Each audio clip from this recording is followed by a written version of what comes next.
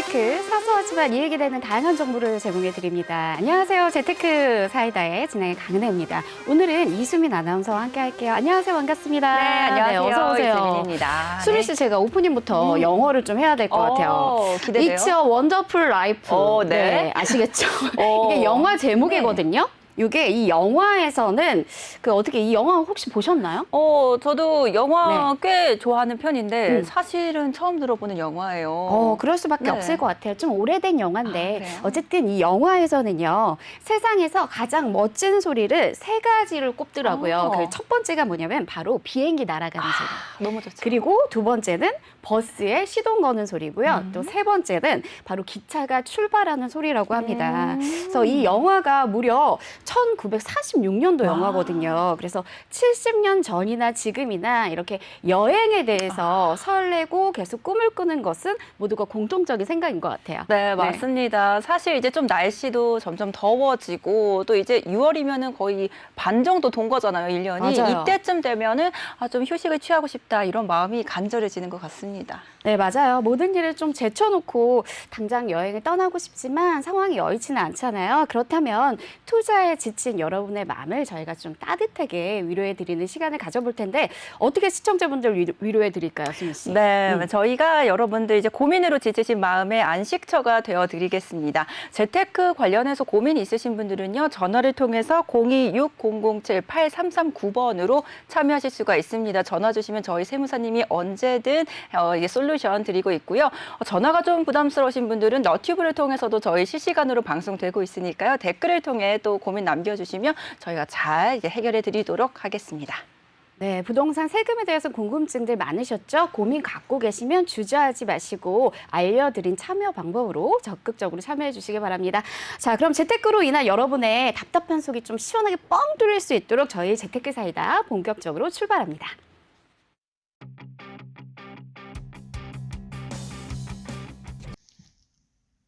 네, 여러분 안녕하세요. 재테크 사이다를 통해 처음 인사드리는 이수민입니다. 제가 지금 막 오전에 주식 생방송 마치고 나오는 길인데요.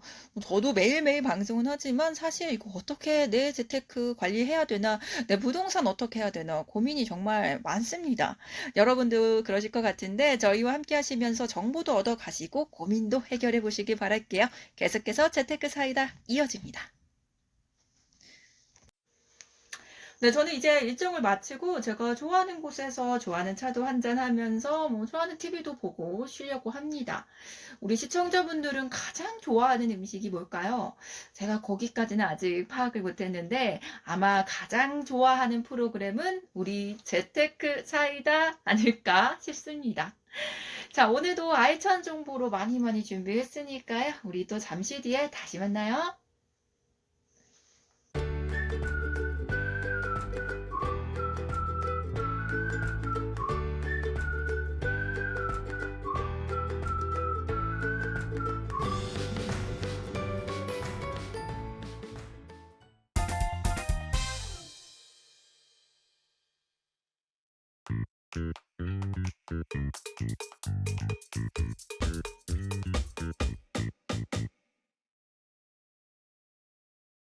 네, 매주 목요일은 이분 때문에 상담 전화가 상당히 많이 오고 있습니다. 바로 전병옥 세무사님 자리해 주셨는데요. 세부법인 한울의 전병옥 세무사님 만나보실게요. 안녕하세요. 반갑습니다. 네, 안녕하십니까. 반갑습니다. 잘 지내셨어요? 세무사님. 네, 반갑습니다. 자, 저 지난주에요. 네네.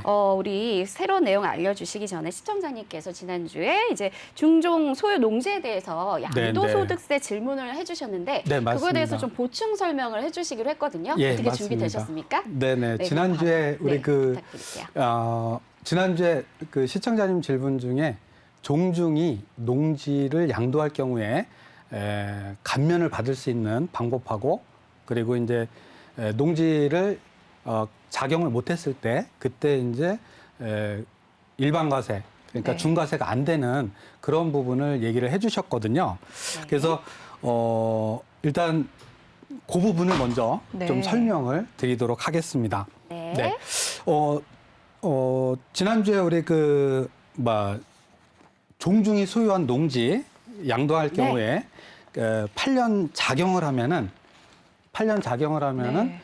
감면을 받을 수가 있다고 했습니다. 맞아요. 우리 이수민 아나운서님 혹시 기억하세요?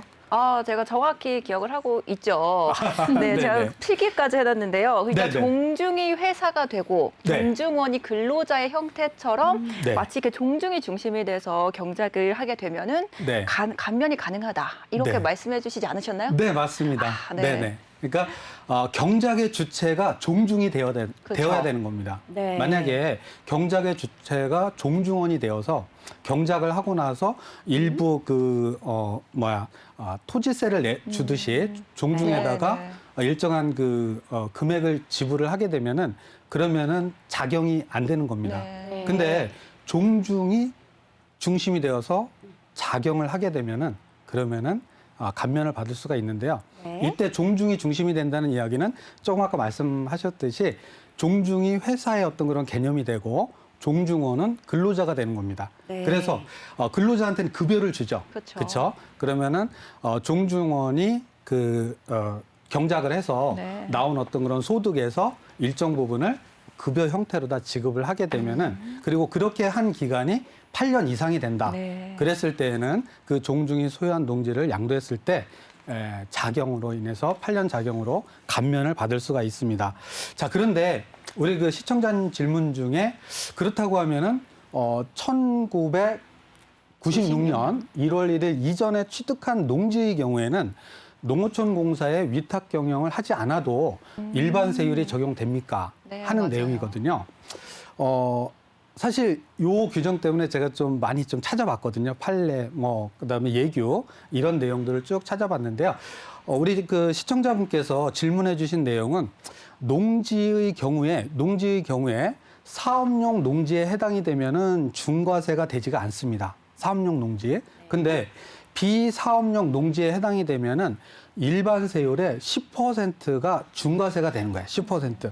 10%면은 사실 작은 것은 아니죠. 그렇죠. 우리 그 다주택자가 네, 네. 2주택 중에 1주택을 조정지역에서 양도할 네, 경우에 네. 중과세가 되죠. 그렇죠. 그때 올해 5월 31일까지 이번 달 말까지는 10%가 중과가 되는 거죠. 네. 예, 그것처럼 비사업용 토지로 분류가 되면은 10%가 중과세가 되는 겁니다. 네. 근데 요 1996년 1월 1일 이전에 취득한 농지, 네. 종중이 취득한 농지가 과연 요 비사업용 토지에 해당이 안 되느냐 하는 부분인데요.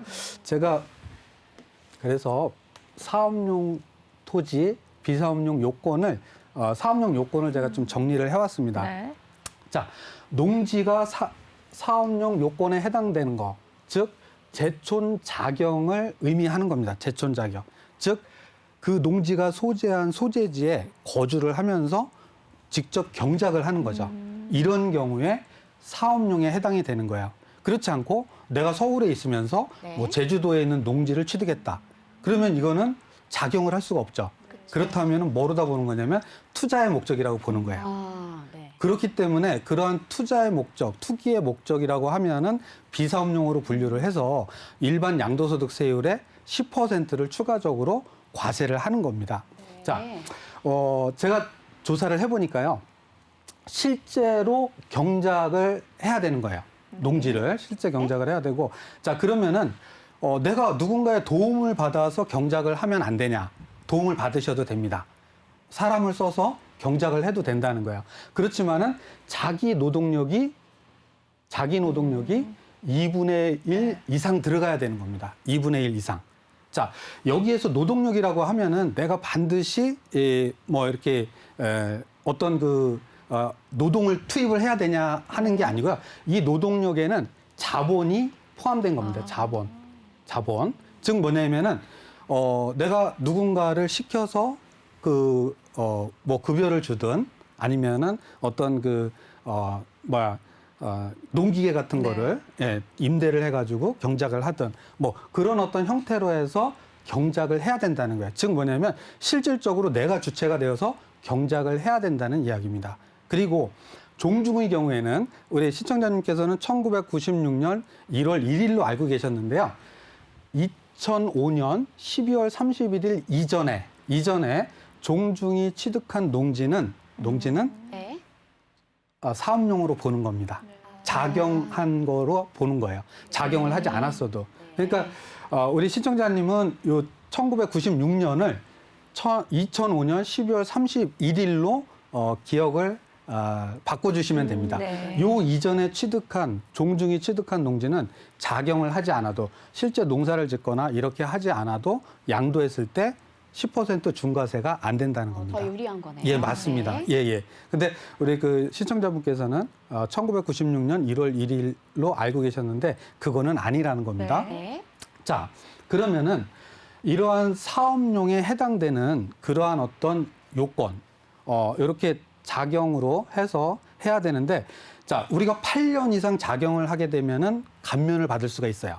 세액 감면을 받을 수가 있는데 8년 이상이 안 된다고 했을 때에는 일반 세율이 적용이 되는 겁니다. 네. 그러면은 자, 작용을 얼만큼 해야 되냐 하는 부분이거든요. 자, 첫 번째는 양도일 직전에 3년을 소유하고 있었다고 하면은 그중에 2년 이상을 직접 작용에 사용을 해야 되는 거예요. 만약에 3년을 보유했는데 1년만 농사를 지었다. 네. 그리고 양도한다. 그러면은 10% 중과세가 된다는 이야기입니다. 네. 자, 그리고 두 번째는 자, 5년을 보유를 했어요. 5년을 보유를 했으면은 3년 이상을 직접 사용해야 되는 거야. 직접 농사를 지어야 된다는 이야기입니다. 예. 네. 그리고 보유 기간 중에 60% 이상. 자, 한 10년을 보유를 했습니다. 10년을 보유를 했다고 하면은 몇 년? 6년을 작용을 해야지 비사업용으로 구분이 안 되고 사업용으로 분류가 되어서 중과세가 안 된다는 내용입니다. 아, 네. 그러면 딱 뭐 2년이다, 딱 3년이다 이게 정해진 게 아니라 그 네네. 보유 기간에 맞춰서 네, 몇 맞습니다. 년 이상인지는 그때는 예, 예. 이제 이거 따져보시고 그렇죠. 맞습니다. 파악을 하셔야 되는 거예요. 네네, 맞습니다. 아, 네. 조금 전에 설명드렸듯이 자, 10년을 보유를 했는데 그중에 6년을 작용을 하고 양도를 했을 때에는 일반 세율에 의해서 양도소득세를 내는 겁니다. 그런데 네. 여기에 플러스해서 2년을 더 한다 그러면은 몇 년이 되는 거예요?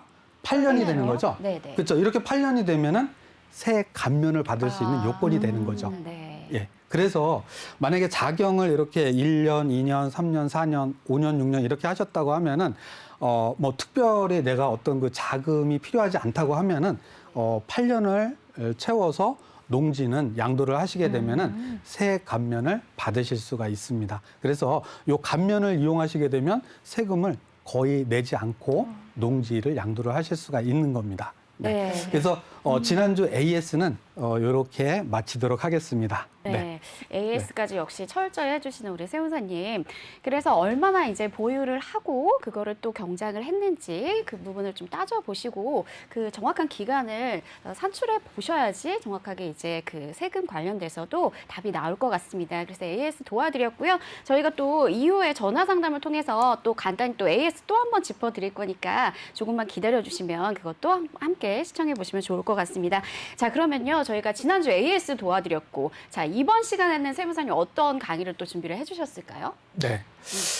저희가 지난 시간까지 양도소득세, 그다음에 종합부동산세, 네.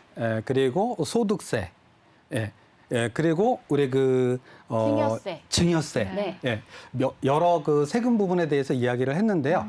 상속세에 대해서는 이야기를 안 한 것 같아가지고 네. 오늘부터 한 두 번, 세 번 정도에 걸쳐서 네. 상속세에 대해서 좀 알려드리려고 준비를 했습니다. 상속세가 사실 그 굉장히 좀 방대한 양이기 때문에 네. 뭐 저희가 이 한 15분 요 정도에 걸쳐서 이렇게 알려드리는데 사실 뭐 많은 시간을 할애를 해도 다 설명을 못하지만 일단 제일 중요한 거는 우리 시청자분들께서 꼭 알아야 하는 부분. 예, 그 부분을 중심으로 해서 설명을 좀 드리도록 하겠습니다. 오늘은 일단 상속세가 어떤 세금인지에 대해서 알려드리고요. 다음 시간에는 사례를 가지고 구체적으로 이렇게 했을 때는 상속세가 이 정도 금액이 절세가 될 수 있습니다 하는 그러한 부분으로 해서 실예를 가지고 설명을 드려보도록 하겠습니다. 네, 자, 기대가 그러면은 됩니다. 네, 시작해 보도록 하겠습니다. 네. 자, 상속의 의미입니다. 상속의 의미. 자, 상속이라고 하는 것은 피상속인의 사망으로 인해서 일정한 상속인이 그 피상속인의 재산 등을 포함하는 권리 의무를 포괄적으로 승계하는 겁니다. 포괄적으로. 예. 포괄적으로 예, 포괄적으로 승계하는 것. 네네. 포괄적으로 승계를 하는 겁니다. 자, 권리와 의무를 승계를 하는데요. 그렇다고 하면은 우리가 상속의 그 분류가 여러 가지가 있는데요. 네. 간단하게 좀 더 짚어보도록 하겠습니다. 과거에는 신분 제도가 있었죠. 네. 양반, 평민, 평민. 네네. 네. 이런 신분 제도가 있어가지고 과거에는 이렇게 신분도 상속이 됐습니다. 아. 근데 지금은 아니죠. 네. 지금은 신분 상속은 없고요. 재산 상속에 해당이 되고요. 네. 그리고 생전에 상속할 수 있고 사망 후에 상속할 수가 있죠. 네. 자, 생전의 상속은 뭐죠? 증여. 그렇죠. 네. 예, 증여입니다. 요건 증여를 이야기하는 거고요. 그래서 상속이라고 하게 되면은 사망 상속을 이야기를 하는 겁니다. 자, 그리고 법정 상속이 있고요. 산속이라고 돼 있는데 오타가 났네요. 상속이고 그다음에 유언에 의한 상속. 둘 다 가능합니다. 네. 예, 둘 다 가능하고요. 그다음에 단독 상속, 공동 상속인데요.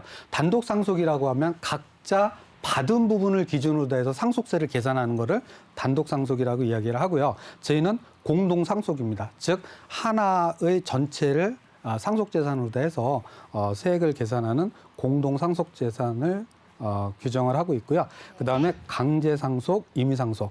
일단은 임의 상속입니다. 즉 내가 상속을 받기 싫으면은 안 받을 수가 있습니다. 네. 강제적으로 내가 받기 싫은데 받아라 하는 그러한 상속은 아니라는 거죠. 그다음에 균분 상속과 불균등 상속이 있는데요. 일단은 원칙은 균분 상속인데요. 균분 상속이 원칙이고요. 상속인들이 합의를 하게 되면은 불균등 상속도 가능합니다. 그래서 우리 상속재산 분할 협의라는 이야기를 아마 네. 많이들 들어보셨을 겁니다. 네, 상속인들끼리 협의를 해서 상속을 하는데 만약에 협의가 안 된다. 네. 그렇게 되면은 균분 상속인데, 자, 균분 상속으로 할 때 네. 균분 네. 상속. 자, 일단은 상속인의 범위를 한번 보자는 거죠. 네, 상속인의 네. 범위. 누가 받을 수 있을까? 상속을 받을 수 있냐 하는 부분이거든요. 자, 상속인은 상속 능력이 존재를 해야 됩니다. 그래서 자연인이어야 하고요. 자, 자연인인데 태아 가능할까요? 포함인가 봐요. 네, 맞습니다. 네. 예, 뱃속에 있는 태아도 상속권이 있습니다. 네. 예, 그래서 뒤에 보시면 이제 상속 지분이 있거든요. 자녀는 1이고요. 1의 네. 지분을 가져가고 배우자는 일정 후의 지분을 가져가는데 태아도 똑같이 1의 지분을 가져가는 겁니다. 그래서 태아가 있을 때에는 태아도 상속인에 해당이 되는 겁니다. 네. 자, 그렇다고 하면은 상속인의 순서가 있겠죠. 네. 누구나 상속을 받는 건 아니라는 거죠. 자, 1순위는 직계 비속입니다. 직계 비속. 상속은 위에서부터 밑으로 내려가는 거거든요. 네. 원칙이. 예, 그래서 직계 비속이고요. 직계 비속이 없을 때 2순위는 직계 존속입니다. 부모님입니다. 네. 네, 본인이 사망을 했을 때 자녀가 없을 때에는 부모님이 상속 재산을 가져갈 수 있고요. 자, 그런데 부모님도 연로하셔가지고 없으시다. 네. 그리고 자녀도 없다. 그러면은 형제 자매한테 가게 됩니다. 형제 자매. 그리고 형제 자매도 없을 때에는 사촌 이내의 반계 혈족에게 가게 됩니다. 이렇게 순서를 세법에서는 정해놨습니다. 자, 그런데 네. 여기에 보시면은 누가 없죠? 배우자가 빠졌네요. 배우자가 빠졌죠. 네. 네, 배우자가 빠졌습니다. 자, 배우자는 그 다음입니다. 그 다음. 근데 여기서 그 다음이라고 하는 부분은 네. 네 번째 다음이 아니고요. 일단 배우자는 여기 보시면은 혈족이 아닌 상속인입니다. 그렇죠. 배우자는 상속은 혈족에 의해서 이 혈족에 의해서 상속이 진행이 되거든요. 네. 근데 배우자는 혈족이 아닌 상속인으로 구분이 돼서 공동 상속인이 되는 거예요. 공동 상속인. 네. 그래서 직계 비속이 있으면은 직계 비속이 1순위잖아요. 네. 네, 그 자녀하고 배우자가 공동 상속으로 가는 거예요. 그리고 만약에 자녀가 없다 하면은 그 다음이 직계 존속이었죠. 네. 부모님이었죠. 그렇게 되면은 부모님하고 공동 상속인이 되는 겁니다. 배우자는 단독 상속인이 안 되는 거예요. 네, 이렇게 공동 상속이 됩니다. 자, 그리고 특별 연구자가 또 상속 재산을 분여받을 그 권리를 청구할 수가 있는데요. 특별 연구자라고 하면은 그 돌아가신 분 피상속인하고 특별한 관계가 있을 때 청구를 할 수가 있습니다. 그래서 이런 부분들은 세법에서 이렇게 다 자세하게 정해놓고 있는데요. 이러한 사람들이 상속을 받을 수 있다 하는 부분을 시청자분들께서 이해를 해주셨으면 좋겠습니다. 자, 그리고 다음. 자, 그러면은 상속 지분입니다. 네. 자, 상속 재산은 조금 전에 협의 분할에 의해서 상속인들이 협의해가지고 나누어서 상속을 받을 수 있다고 했습니다. 네. 자, 그렇지만은 협의가 안 될 수가 있겠죠. 네. 그렇죠. 예, 그런 경우가 실무에서는 간혹가다 있습니다. 거의 대부분 협의를 많이 하는데 협의가 안 되는 경우가 있거든요. 그런 경우에는 그러면은 법정 상속 지분을 정해 나와서 그 비율에 의해서 상속 재산을 분여할 수 있도록 네. 규정을 해놨습니다. 그래서 직계 비속하고 배우자가 공동으로 상속할 경우에 직계 비속은 1의 지분을 가져가고요. 예. 배우자는 1.5의 지분을 가져갑니다. 네. 자, 그러면은 자녀가 만약에 2명이다. 네. 그러면은 상속 지분은 어떻게 될까요? 자녀가 둘이니까는 2대 1.5 이렇게 되겠죠. 자녀가 각각 1이니까. 그래서 1대 1대 1.5가 상속 지분이 되는 거예요. 그래서 자녀와 배우자가 하나씩이다 그러면은 배우자의 지분은 2.5분의 1이 되어서 이게 60%거든요. 네. 60%의 지분을 가져가는 거예요. 근데 만약에 자녀가 이렇게 2명이다. 네, 네. 그러면은 3.5분의 배우자의 지분은 3.5분의 1.5가 되겠죠. 그렇죠? 네. 법정 상속 지분이. 그래서 자녀가 많으면 많을수록 어떻게 된다? 배우자의 몫은 줄어든다는 네. 겁니다. 줄어든다는 겁니다. 그래서 사실 요즘 그 자녀를 하나만 낳잖아요. 네, 네. 예. 그래서 아마 배우자분들이 이거를 알고 있기 때문에 자녀를 하나만 낳지 않나 그렇게 네. 생각을 합니다. 그래서 배우자의 그 지분을 많이 가져가기 위해서는 자녀가 적어야 된다 하는 부분인데요. 네, 참고하시면은 도움이 될 수 있겠습니다. 자, 그리고 직계 존속과 배우자가 공동으로 상속을 할 경우에는 직계 존속은 부모죠. 네. 부모의 경우에는 1대 1.5 이렇게 법정 상속 지분이 계산이 된다는 겁니다. 네. 자, 다음은 유류분입니다. 유류분. 자, 유류분은 뭐냐면 상속 재산을 미리 누군가한테 많이 줄 수 있죠. 그렇죠? 누군가한테 많이 줄 수 있죠. 예전에는 그 아들 같은 경우에 뭐 이제 장남의 경우에는 본인의 그 상속 재산을 거의 대부분 장남한테 귀속시키고 뭐 딸 같은 경우에는 한 푼도 안 주고 그러니까요. 그런 어떤 불균등한 그런 부분들이 있었습니다. 네. 근데 그렇게 했다 하더라도 과거에는 이 유류분에 대해서 그래 아버님의 뜻이니까 돌아가신 분의 뜻이니까 하고 자녀들이 다 받아들였습니다. 그렇지만은 요즘은 우리 세법이나 이런 부분들을 워낙 잘 알고 계시고 그리고 또 더 중요한 거는 요즘 시대가 많이 바뀌어서 장남이 뭐 제사를 뭐 반드시 모신다거나 또 뭐 부모님을 모신다거나 이런 부분이 아니고 형제들이 다 같이 공동으로 해서 부모님을 모신다거나 또 뭐 형편이 되는 네. 그러한 자녀가 부모를 모신다거나 이러한 부분들이 많이 있다 보니까는 이 부모님의 그 뜻에 의해 가지고 누구한테 이렇게 한꺼번에 몰아주는 부분들이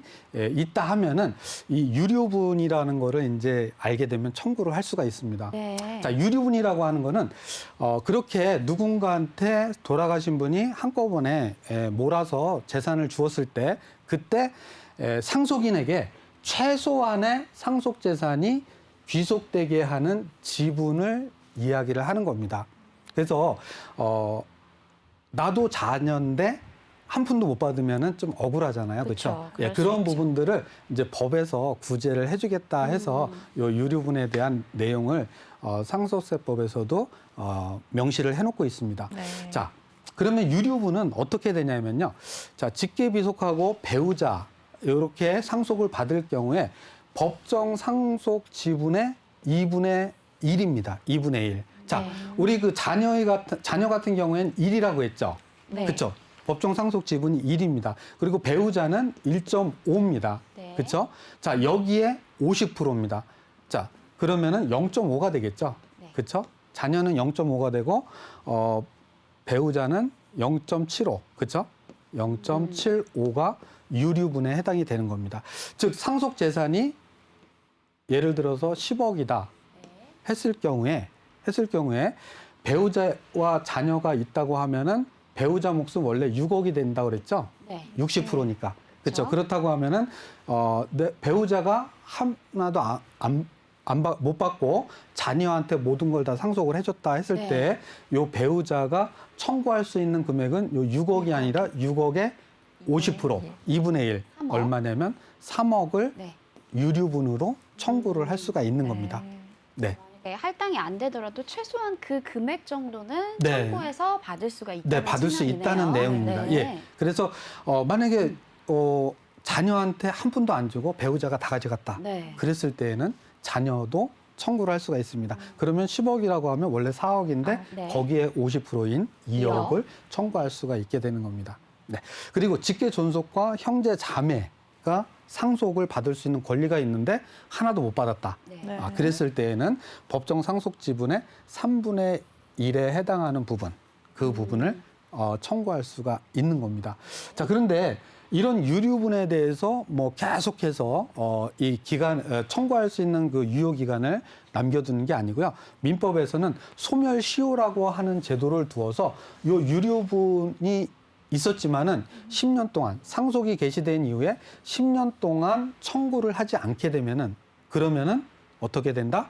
소멸시효가 소멸이요. 완성이 되는 겁니다. 네. 그리고 상속 재산이 있었는데 몰랐어요. 네. 몰랐는데 알게 됐다 그러면은 알게 된 날로부터 1년 이내에 청구를 해야 됩니다. 그래서 이러한 어떤 제도를 두어서 계속해서 이것이 존재한다고 하면은 사실 좀 불안하겠죠. 그렇죠. 예, 상속을 받은 사람들이 불안하기 때문에 이렇게 소멸시효 제도를 두어서 그러한 어떤 국민 생활에 안정을 도모를 하고 있다는 겁니다. 그래서 못 받은 분들은 이러한 제도가 있으니까 이런 유류분 청구를 통해 가지고 상속 재산을 분여받을 수 있는 기회가 있다는 거를 알아주시면 네, 되겠습니다. 몰랐던 분들도 많으실 것 같아요. 자, 그러면은 이렇게 이제 일반적인 이야기를 하고요.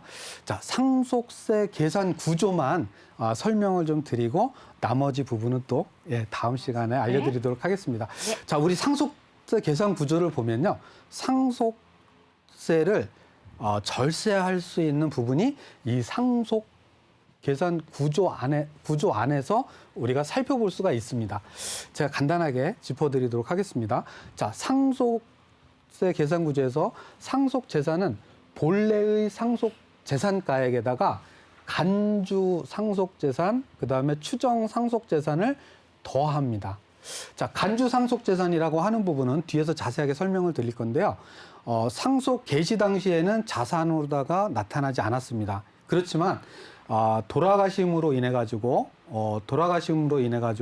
받을 권리가 생기는 부분이 있어요. 제일 비근한 예가 우리 보험금 있죠. 네. 생명보험금 같은 경우에 돌아가시면은 돌아가시지 않았을 때는 권리가 생기지 않는데 돌아가시고 나면은 그 사망으로 인해서 보험금 청구를 할 수 있는 권리가 생기죠. 네. 이렇게 돌아가심을 이유로 해서 재산이 나타나는 부분을 간주 상속 재산이라고 하고요. 뒤에 자세하게 설명드리겠습니다. 자, 그리고 추정 상속 재산이 있습니다. 이거는 뭐냐면은요, 피상속인이 돌아가셨는데 피상속인이 살아 계실 때 부동산을 처분을 하거나 어떤 채무를 많이 발생을 시켰어요. 근데 그것이 어디로 갔는지가 밝혀지지가 않아요. 네. 그랬을 때에는 상속 재산으로 추정을 해서 본래의 상속 재산에 가산하게 되어 있습니다. 이거는 왜 이런 규정을 두었냐면요. 내가 만약에 어떤 6개월 후에 죽는다 하는 어떤 그런 만약에 예를 든 겁니다. 네. 뭐 어떤 암이라든가 시한부 어떤 그런 부분들이 생겼을 때 내가 재산을 뭐 자녀들한테 상속재산으로 아니고 그 이전에 좀 어떻게 하고 싶다 해서 인출을 한다거나 또는 부채를 많이 일으킨다거나 했을 때 그럴 때 재산이 어디로 갔는지 밝히지 못하게 되면은 이 상속재산에 가산을 하는 거죠. 만약에 그걸 가산을 안 하게 되면은 그런 걸 준비 안 하고 갑자기 뭐 사고로 돌아가시거나 그런 분들하고 형평성이 안 맞잖아요. 그렇죠. 그렇죠. 그렇기 때문에 그런 어떤 형평성을 맞추기 위해서도 이런 추정 상속 재산의 제도가 있는 겁니다. 뒤에 또 자세하게 설명드리겠습니다. 자, 그러면은 이렇게 본래의 상속 재산에 간주 추정을 더하게 되면은 총 상속 재산가액이 되고요.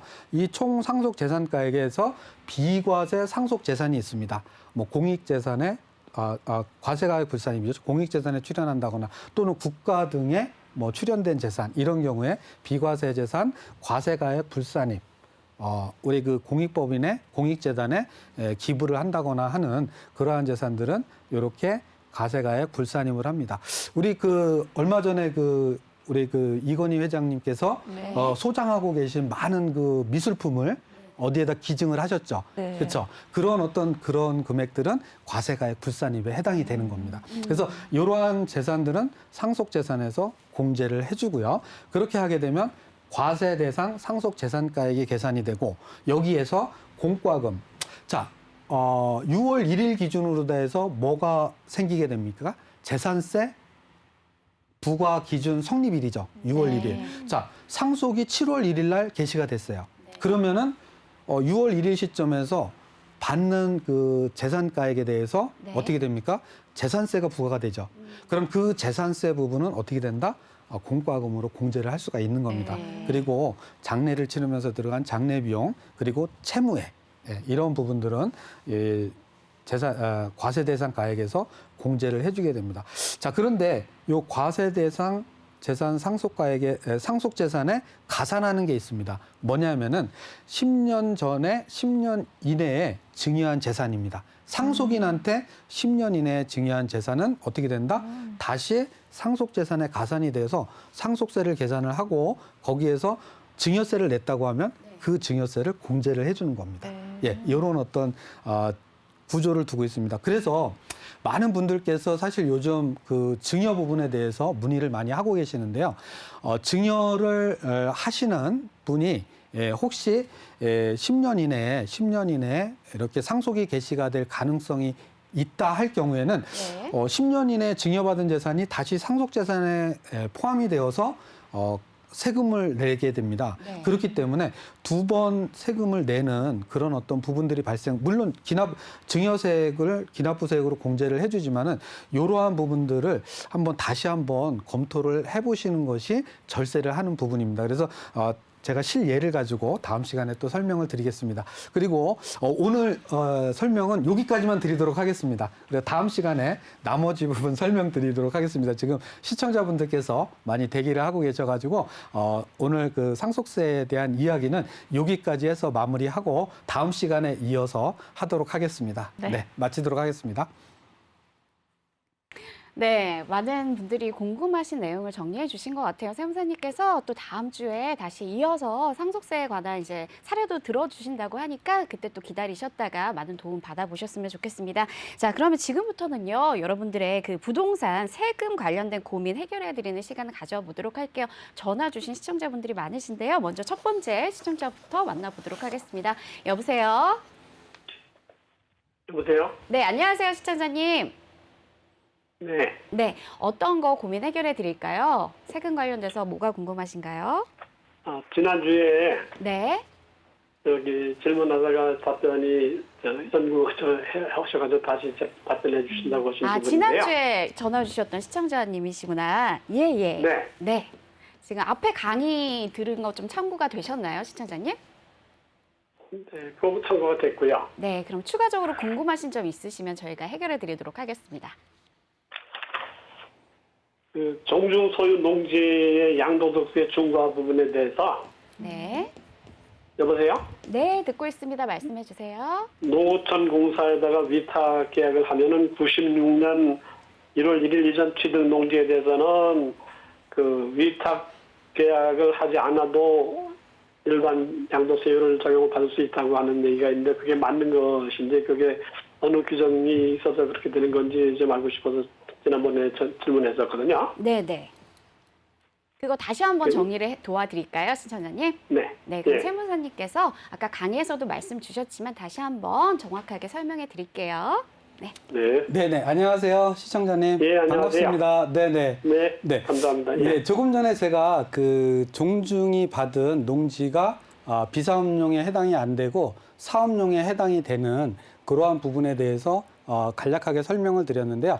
시청자님께서는 1996년 60 예, 1월 1일? 1월 1일 취득. 이전 취득분을 네. 말씀을 하셨는데요. 네. 요거는 없습니다. 예, 이런 내용은 없고요. 이런 네. 내용은 없고 2005년 네. 2005년 12월 31일 이전에 종중이 취득한 경우에 네. 취득한 경우에는 요때는 농어촌공사의 그 위탁 경영이나 또는 네. 조금 전에 지난 시간에도 설명드렸고 조금 전에 설명드렸듯이 종중이 주체가 되어서 어떤 그 경작을 하는 그러한 부분이 그러한 것이 안 되어도 양도를 했을 때 비사업용에 해당이 안 되어서 일반 세율로 세금을 납부한다는 이야기를 말씀을 드렸습니다. 그래서 요 1996년 1월 1일을 우리 시청자분께서 2005년 12월 31일 이전으로 요렇게 바꿔주시면 될 것 같습니다.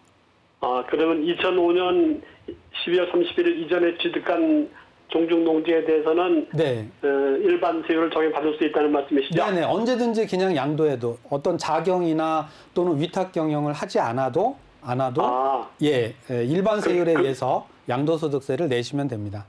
근데 그게 세법 규정인가요? 판례 규정인가요? 세법에 규정이 돼 있습니다. 비사업용 토지 부분에 2005년 12월 31일 이전에 종중이 취득한 농지 이렇게 해서 네. 명시가 네. 되어 있습니다. 그게 그러면 소득세법인가요? 그렇죠. 양도소득세법이죠. 그 몇 조 조항이에요? 제가 조항까지는 지금 기억을 못 하는데요.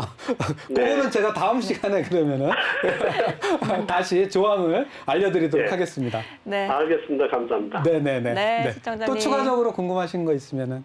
우선 그것만 궁금해가지고 계속 하고 있는데 일단 2005년 12월 31일. 이전 분에 대해서는 위탁 계약을 하지 않더라도 일반 세율을 적용받을 수 있다는 말씀이죠? 네, 맞습니다. 네, 맞습니다. 공연히 위탁 계약을 했네요, 그걸. 그러셨군요. 네네. 네. 네. 저희가 이렇게 답변 드렸습니다. 저희 또 뭐 강의를 통해서도 한 번 더 말씀해 드렸는데요. 우선 중종소유의 농지가 비사업 농지로 분류가 되면 10% 중과세가 된다라는 점 기억하시고요. 이렇게 사업용 농지로 이제 요건이 충족이 돼야 되는데 다른 조건 외에도 2005년 12월 31일에 이전에 취득을 하게 되시면은 언제든지 또 중과세가 되지 않는다고 하니까 그 부분 꼭 참고하시길 바랍니다. 네, 도움 되셨길 바라고요. 다음 시청자님 바로 연결해 보도록 할게요. 여보세요? 여보세요? 네, 안녕하세요. 반갑습니다. 네. 네, 시청자님 어떤 거 궁금해서 전화 주셨어요? 저는 일시적 2주택 비과세에 대해서 궁금해서 전화드렸습니다. 네, 일시적 2주택이라고 하시면 지금 그러면 소유한 주택이 뭐 재개발이나 뭐 재건축 이런 거 진행 중이신가요? 네. 지금 재개발 하나는 진행 중이고요. 네. 하나는 다가구 주택으로 소유하고 있고요. 네. 살고 있어요. 현재 거주 중이시고요. 그러면 네. 지금 재개발 들어가는 그 주택 같은 경우에는 어디에 위치를 하고 있나요? 네. 안양 비산동이요. 안양 비산동이시고 소유한 지는 얼마나 되셨어요? 거기는 네. 2015년 네. 5월. 5월에 소유를 네네. 하셨고 지금 거주 중인 주택은 언제부터 거주하셨나요? 네. 2020년 1월 15일. 그때 이제 등기하셨어요? 네네. 네. 그럼 자세한 설명 세무사님하고 세금 계획 세워보세요. 네. 감사합니다. 네, 안녕하세요. 반갑습니다. 네. 안녕하세요. 네네. 제가 받아 적다가 네. 좀 틀려가지고 다시 적었는데요. 현재 네. 재건축 중에 있는 주택이 있고, 그리고 네. 요 재건축 중에 그 거주 목적으로 취득한 주택이 있다고 말씀하셨어요. 네. 네네. 안양에 있는 그 재건축 주택이 2015년 5월에 취득을 했는데 취득을 했고 이게 그 재건축 승인이 언제 났을까요? 사업 시행 인가가 2019년 2월 28일. 2019년 2월 28일이요. 2월 28일이요. 네. 네네네.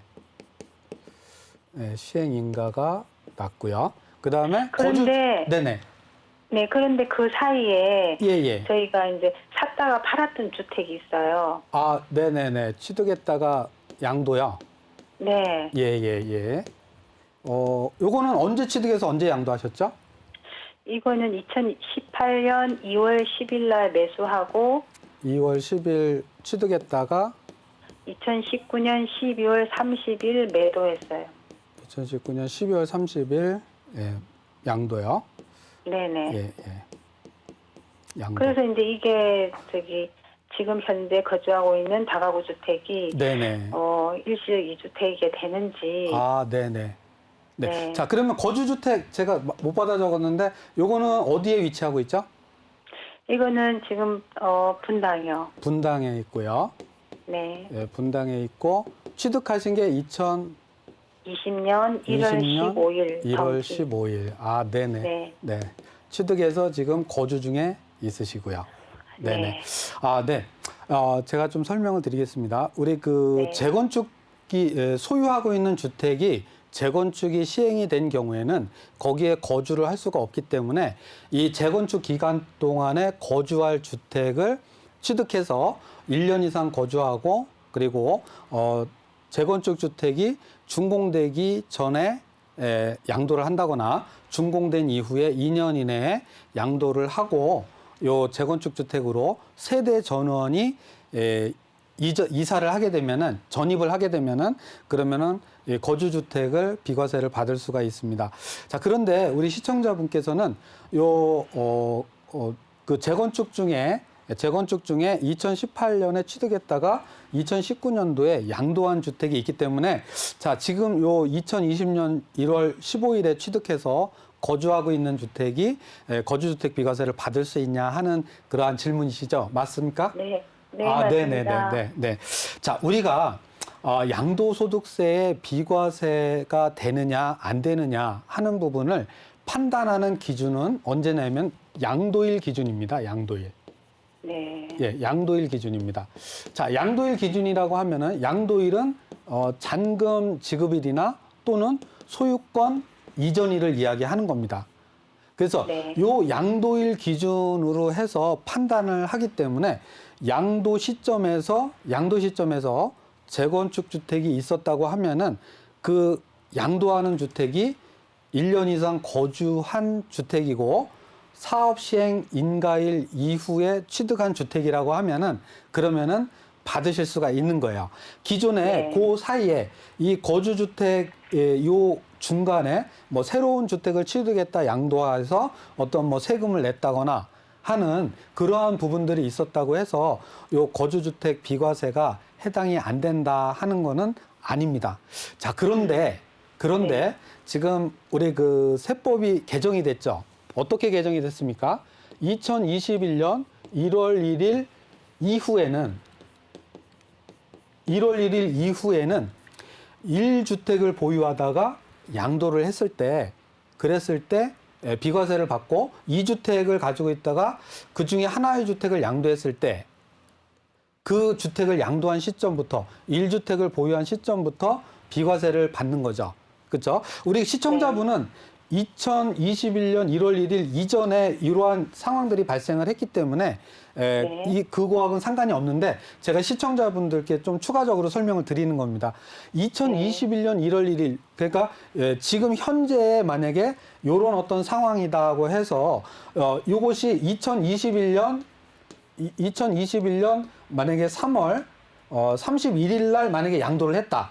그래서 세금을 냈으면은 과연 올해 시청자분처럼 분당에 이렇게 2020년 1월 15일 날 취득한 요 부분이 과연 요것이 재건축이 나중에 준공이 되는 시점에서 양도를 했을 때 요게 비과세가 되냐 하는 부분에 있어서는 다시 한번 검토를 해야 된다는 거죠. 그래서 우리 시청자분께서는 어쨌든 요거하고 상관없이 받으실 수가 있습니다.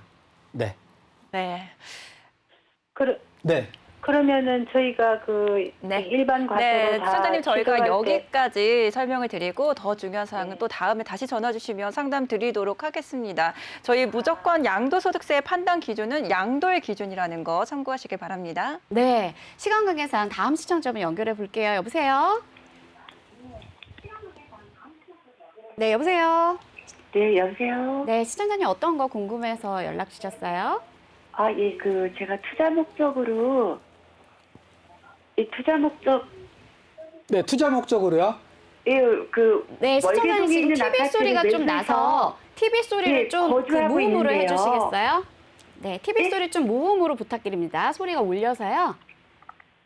여보세요? 네, TV 소리 무음으로 해놓으셨으면 네, 다시 말씀해 주세요. 네. 아, 예, 월계동에 있는 네. 집을 제가 예, 투자 목적으로 매수해가지고 네. 네네.